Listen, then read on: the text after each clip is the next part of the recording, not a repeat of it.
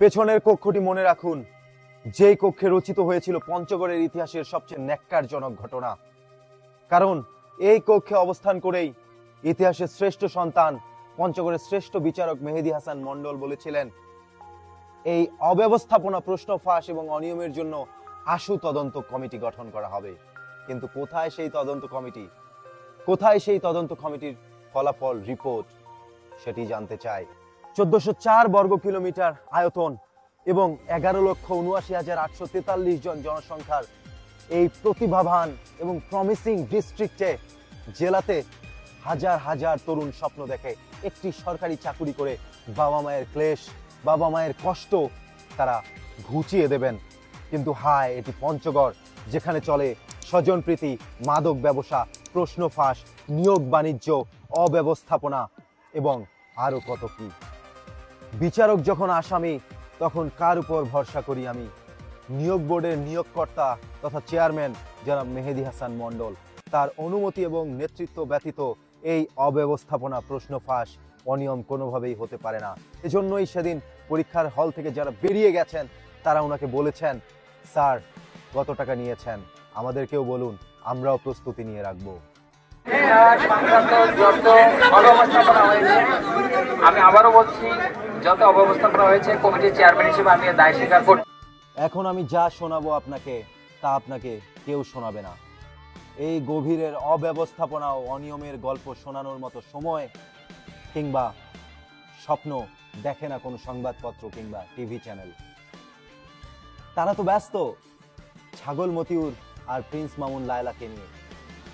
গত শুক্রবার chief judicial ম্যাজিস্ট্রেটের যে পরীক্ষাটি হয়েছে, সেটির অনিয়ম শুনতে গেলে আপনাকে খাতা কলম নিয়ে বসতে হবে। তাহলে আপনি খাতা নিয়ে বসুন, আমি বলা শুরু করছি। 15 গ্রেডের সেই সরকারি চাকরি, বেঞ্চ সহকারী পদের জন্য পরীক্ষা দিতে এসেছিলেন দেশের বিভিন্ন অঞ্চল থেকে, বিভিন্ন জেলা থেকে পরীক্ষার্থীরা। কিন্তু নেই কোনো সিট প্ল্যান, নেই কোনো হাজিরা খাতা, নেই কোনো মোড়ক। হাতে সিঙ্গারা নিয়ে আসার মতো পরীক্ষার খাতা নিয়ে এসেছেন চতুর্থ শ্রেণীর কর্মচারীরা, মালি, পিয়ন, ঝাড়ুদাররা। তারা ডিউটি দিয়েছেন। চতুর্থ শ্রেণীর কর্মচারী যারা জজ কোর্টের, তারা কোশ্চেন নিয়ে ঢুকছেন, কোশ্চেন খোলা অবস্থায়, কোনো প্যাকেট নাই, কোনো সিলগালা নাই। কারণ তারা ডিউটি দিলে উপরের কর্তা ব্যক্তিদের ভাগ বাটোয়ারা করতে সুবিধা হবে। আর সিলমোহর তো থাকবেই না, কারণ দুর্নীতির সিল মেরে দেয়া হয়েছে খাতার উপরে, সেই বিচারকদের অন্তরে। পরীক্ষায় নেই কোনো হাজিরা শীট। ভাবতে পেরেছেন কে কখন আসবে, কখন পরীক্ষা দিবে, কারো ভ্রুক্ষেপ নেই।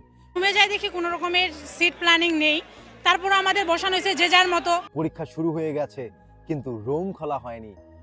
অধ্যক্ষ জানালেন অফিস সহায়কদের জানানোই হয়নি, তারা জানেনই না। অথচ একটি চাকরির পরীক্ষা, টাকা দিয়ে তারা আবেদন করেছে এবং সেই চাকরিটি সরকারি। তারা আমাকে কোনো তালিকাও দেয়নি যে কোন কোন রুম ব্যবহার করব।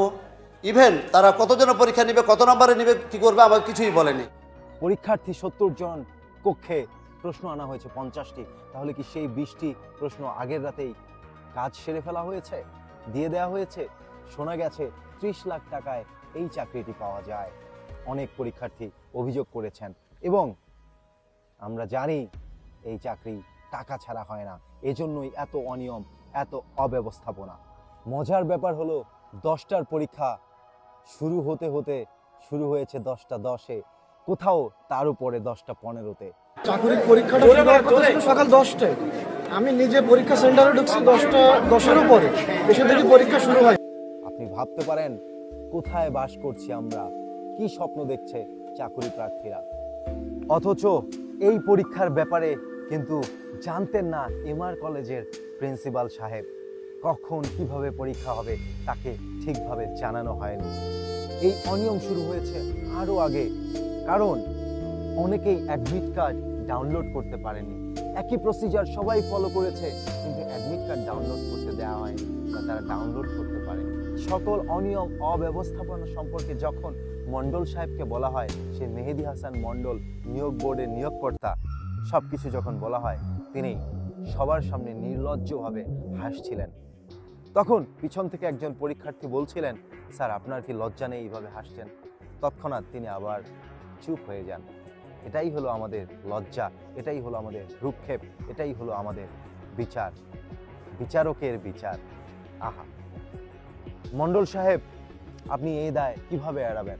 এত দূর থেকে পরীক্ষার্থীরা আসলো বাংলাদেশের বিভিন্ন প্রান্ত থেকে 2000-3000 টাকা খরচ করে, তাদের কষ্টের টাকা, তাদের বেকারত্বের টাকা, কিন্তু আপনি একটিবারের জন্য ক্ষমা প্রার্থনা করলেন না, কোনো স্টেটমেন্ট দিলেন না, আপনার প্যানেল কোনো স্টেটমেন্ট দিল না। আমার প্রশ্ন, মণ্ডল সাহেব, আপনারা শিক্ষিত, কিন্তু আপনারা কি মানুষ হয়েছেন? এই কাজ কিভাবে হলো আপনার নেতৃত্বে? তাহলে দায় কি আপনার উপর না?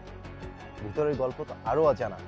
এবং আরেকটি ব্যাপার, সবাই প্রশ্ন করছে আপনি কত টাকা নিয়েছেন।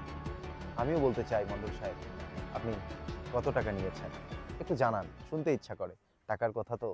ভালো থাকবেন, আর অবশ্যই পঞ্চগড়ের জন্য লড়ে যাব আমরা সবাই একসাথে। আল্লাহ হাফেজ।